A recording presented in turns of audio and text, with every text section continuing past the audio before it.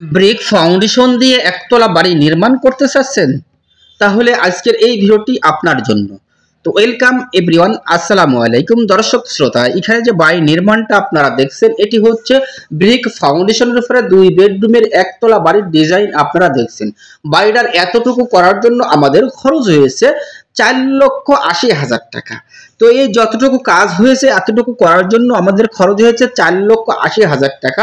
তো এই বাড়িটি A to Z কমপ্লিট করতে গেলে আমাদের কত টাকা বাজেট আসবে এবং কিভাবে এই বাড়িটির ব্রিক ফাউন্ডেশনের উপরে আমাদের ফাউন্ডেশনটি করা হয়েছে, তার পুরো বিষয় পুরো তথ্যটা আপনারা জানবেন আজকের এই ভিডিও থেকে। তো এটা হচ্ছে বাড়ির আউটসাইড, দেখছেন দর্শক শ্রোতা, প্লাস্টারের কাজ আমাদের চলছে। প্লাস্টারে অবশ্যই গ্রাটিন ইউজ করে আমাদের প্লাস্টারটি ধরানো হচ্ছে, এমনই ভাবে আপনি আপনার বিল্ডিং এর প্লাস্টার গুলো করবেন। অবশ্যই তার আগে যে গোড়ায় যে স্যাদলাটা আসছে, অবশ্যই স্যাদলা ময়লাটা সুন্দর করে পরিষ্কার করে নিতে হবে প্লাস্টার করার আগে। এটা কখনো স্যাদলা সহ প্লাস্টার আপনি করবেন না। তো এই বাড়িটির ছাদ হচ্ছে, এই যে বাড়িটি দেখছেন এই বাড়িটাতে পেয়েছেন 2টা মাস্টার বেড, একটি টয়লেট এবং সুন্দর একটি বারান্দা। তার কারণ এতে কোনো ডাইনিং ড্রয়িং নেই, কিচেন নেই। তার কারণ এটি হচ্ছে সাধারণ একটি একতলা বাড়ি, সাধারণ 2 বেডরুমের একতলা বাড়ির ডিজাইন। তো অনেক ভাইরা ভাবছেন যে আমার অল্প জায়গা, 1 থেকে 1.5 শতক জায়গা বা 2 শতক জায়গা, 5 থেকে 6 লক্ষ টাকা, এই নিয়ে আমি সুন্দরবনের একতলা বাড়ি কিভাবে করব। তো সেই সকল ভাইদেরকে বলতে চাই যে আজকের এই ভিডিওটি আপনি মনোযোগ সহকারে দেখতে পারেন।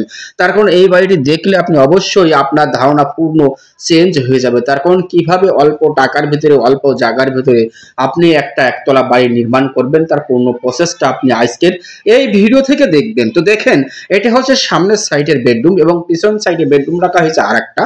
বাড়িটার প্লাস্টার প্রায় কমপ্লিট, জানলা দরজা বাকি আছে। সেই মুহূর্তে আমাদের খরচ হয়েছে 4,80,000 টাকা। তো এই বাড়িটি A to Z মেজে সহ জানলা দরজা সহ কমপ্লিট করতে গেলে আপনার খরচ আসবে এখান থেকে আরো 1.5 লক্ষ টাকা খরচ আমাদের এখনো অতিরিক্ত আছে।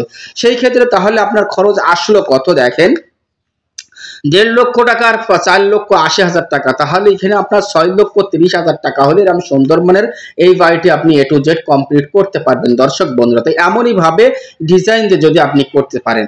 তো এই যে বাড়িটি দেখছেন এটি হচ্ছে 520 স্কয়ার ফিট ছাদ। 520 স্কয়ার ফিট ছাদের ভিতরে আপনি পেয়ে গেছেন 2টা মাস্টার বেডরুম এবং একটা মাস্টার বেডের সাথে আছে সুন্দর একটি টয়লেট। এই রুমের সাথে দেওয়া হয়েছে একটি সুন্দর টয়লেট।